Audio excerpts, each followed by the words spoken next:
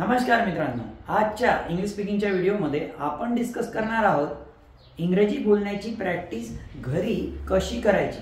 How can you practice English speaking at your home. How, तर आता मी example देतोय. I am teaching you. मी तुम्हाला शिकवत आहे. I am teaching you. पण कधीपासून शिकवत आहे हे सांगितलं का? नाही.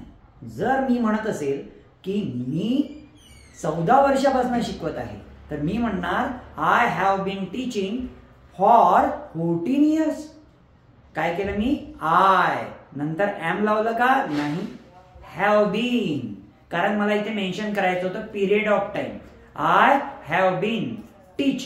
शिकवण्याला वर्क काय आहे? टीच. आणि त्याला कनेक्ट केला ING कारण ती काही काळापासून क्रिया चालू आहे. I have been teaching कधीपासनं?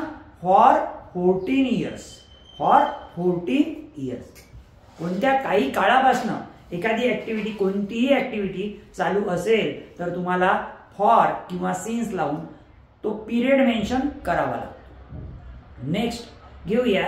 तुम्ही 14 वर्षापासून शिकवत आहे का असा जर मला प्रश्न करायचा असेल तर कसं विचारायचं? Have you been. Have helping वर्बला पहिले घ्यायचं. Have you been teaching for 14 years.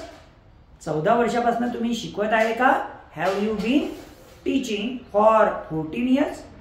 Next, how long have you been teaching. तुम्ही कधीपासून शिकवत आहात? How long have you been teaching. How long have you been teaching. Next, you have not been teaching for 14 years. तुम्ही 14 वर्षापासून शिकवत नाही आहात. Next, तुम्ही 14 वर्षापासून शिकवत नाही आहात का? Have you not been teaching for 14 years. Next, तुम्ही 14 वर्षापासून का शिकवत नाही आहात? Why have you not been teaching for 14 years. अशा प्रकारचे व्हिडिओ तुम्हाला बघायचे असतील तर आपल्या चॅनलला लाईक करा, सबस्क्राईब करा आणि तुम्ही जी प्रोसेस सांगितली ती फॉलो करा. Thanks for watching this video.